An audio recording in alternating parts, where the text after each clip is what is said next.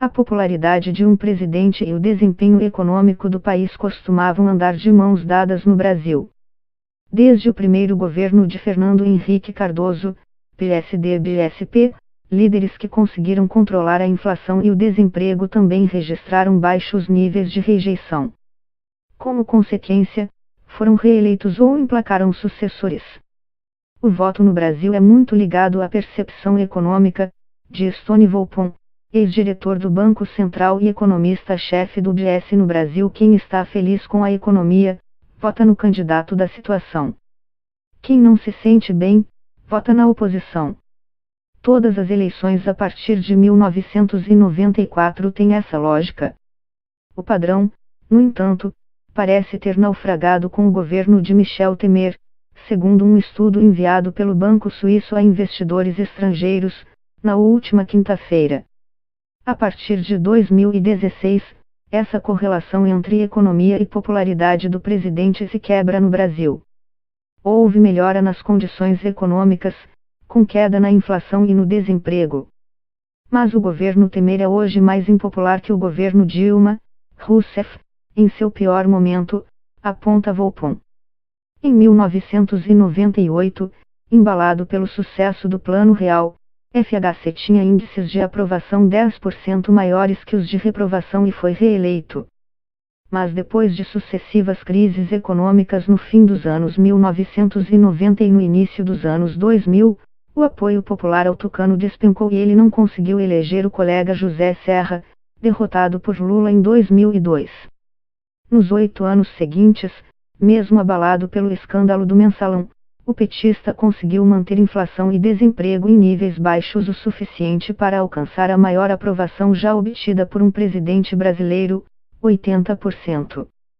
Em 2010, Lula conseguiu com relativa tranquilidade passar a faixa presidencial para Dilma Rousseff, até então uma figura anônima para a maioria dos brasileiros. Na semana em que Lula teve sua pena ampliada de 9 para 12 anos, em decisão unânime de 3 desembargadores do Tribunal Regional Federal da 4ª Região, TRF-4, de Porto Alegre, o levantamento histórico do Banco Internacional sugere que a corrupção roubou a cena no país. O fenômeno indica que, pela primeira vez na história recente, o eleitorado brasileiro não deve se pautar pela situação do bolso na hora de escolher um presidente em 2018. Os dados mostram que não será um mero cálculo econômico que vai decidir a eleição. Corrupção e questões não estritamente econômicas vão contar mais na cabeça do eleitor neste ano, prevê o economista. A tese se justifica por uma série de gráficos enviados a clientes, pelos quais o banco aponta que o maior distanciamento entre popularidade e resultados da economia de Temer coincide com os escândalos envolvendo o presidente e seus principais aliados, revelados em delações premiadas de executivos da JBS. De lá para cá, quanto mais sinais de recuperação a economia dava, menor era a aprovação do PMDBista. Acreditamos que as 2 denúncias de corrupção enfrentadas pelo presidente Temer no ano passado, no Congresso, danificaram sua popularidade depois de uma curta melhora em meados de 2016, diz o relatório da UBS. A percepção se confirma pela evolução das pesquisas de opinião sobre corrupção no país. Em 1989, pouco antes da eleição do ex-presidente Fernando Collor de Mello, 20% do eleitorado apontava a corrupção como preocupação importante, segundo o Ibope. No fim de 2017, com o noticiário dominado pela Lava Jato, a corrupção se tornou a principal preocupação para 62% dos eleitores, de acordo com o mesmo instituto. Segundo o UBS, o novo cenário dá fôlego aos chamados outsiders, candidatos de fora do ambiente político, e seus economistas ainda não descartam uma candidatura do apresentador Luciano Huck, classificado como eventual candidato de centro. Ele nega intenções eleitorais, apesar de aparecer bem colocado nas pesquisas.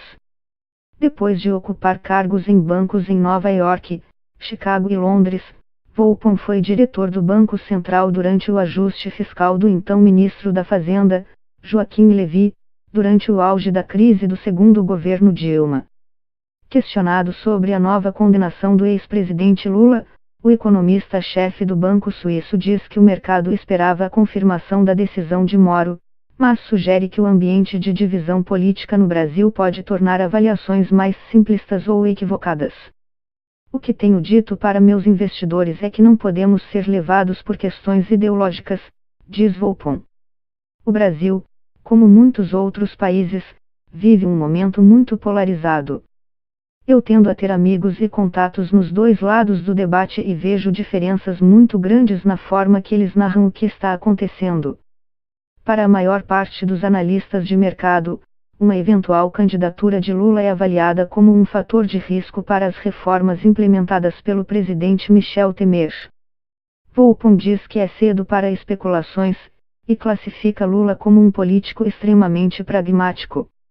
Ele sempre demonstrou isso e sabe a diferença entre ser candidato e presidente, porque já foi os dois, afirma. Parte da rejeição do mercado, para o economista-chefe do UBS, ocorreria porque a eventual candidatura do petista não apresentou uma plataforma econômica clara, que possa ser debatida e avaliada pelos mercados, como foi a Carta ao Povo Brasileiro, em que Lula buscou tranquilizar investidores, antes de se eleger pela primeira vez. Quando se conversa com o pessoal que está pensando o que poderia se tornar uma possível plataforma econômica em um governo Lula, ouve-se, sim, críticas às reformas do governo Temer, mas ouve-se também propostas de outro tipo de reforma da Previdência, aponta Volpon. Eles não negam a necessidade de uma reforma da Previdência, de um ajuste fiscal duradouro, avalia. A ideia não parece ser botar fogo no circo.